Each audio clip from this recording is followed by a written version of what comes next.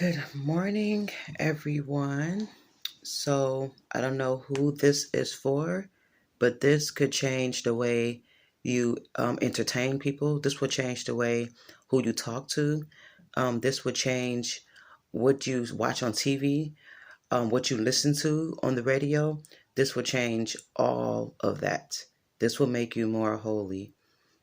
And if it doesn't make you all the way purified, it's a start. This is a start.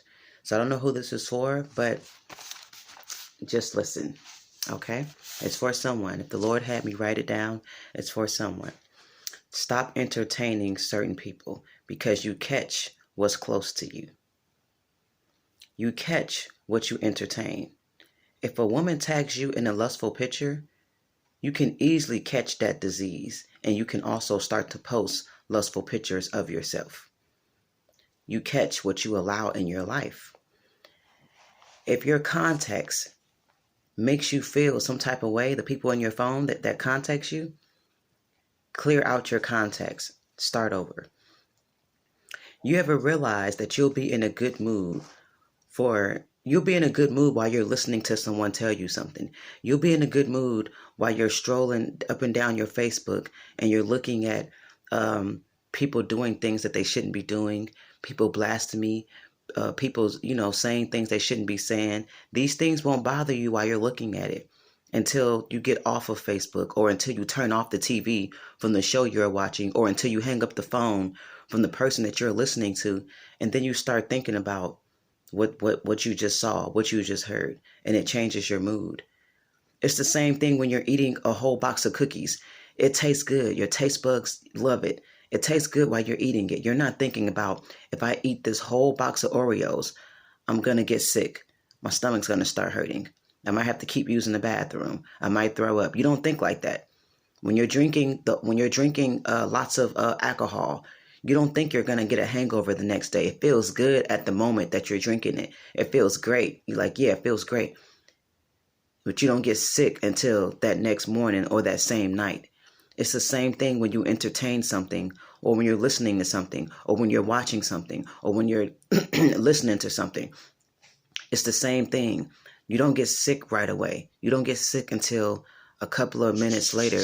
You're a Christian person and you've been around this other person who wasn't a Christian, and now the music that they were listening to, that song is now stuck in your head all night while you're asleep. That's affecting your brain, that you know that it's a sin to be thinking of this music.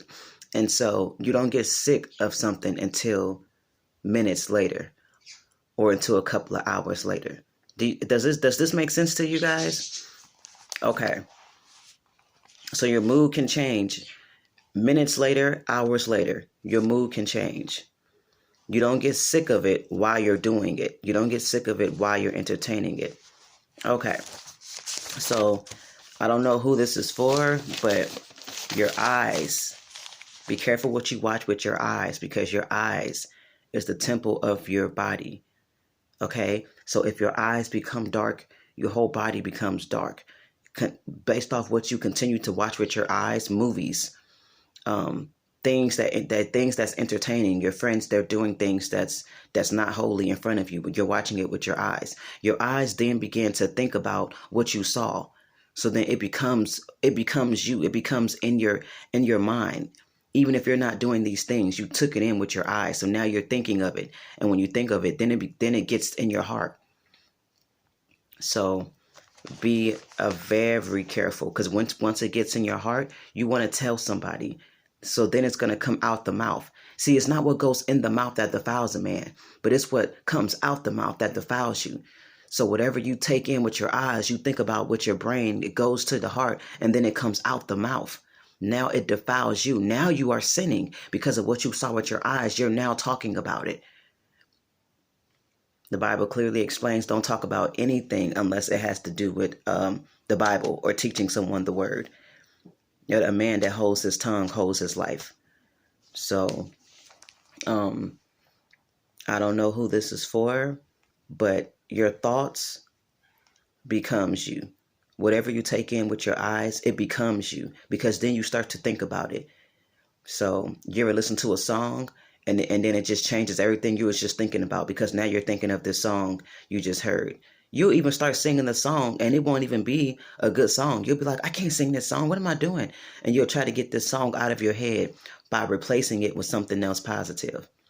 Yes, I know Christians understand what I'm talking about because we all experience it. So be very careful. It becomes your weakness. See, when Jesus told Peter, let down the net, Peter captured a lot of fishes, and he thought that was the blessing. He captured a lot of fishes when Jesus told him, let down your net. And so with his eyes, they saw lots of big old fishes. When they let it back up, it was so hard to pull back up that they needed help. It was so much big, healthy fishes. See, again, he's taking all this in with his eyes. And when he saw this with his eyes then started to think in its mind, that's Jesus. They couldn't really see who that was all the way on land. They were in a boat all the way in the ocean. They couldn't see who it was that said, let down the net to the left side. They couldn't see who this was telling them that. But when they saw all the fishes, their eyes then started to make them think to their mind, if we just caught all these fishes because of whoever this person is just said so, that person can only be Jesus. That person can only be Jesus. But what he just told us to do became a blessing.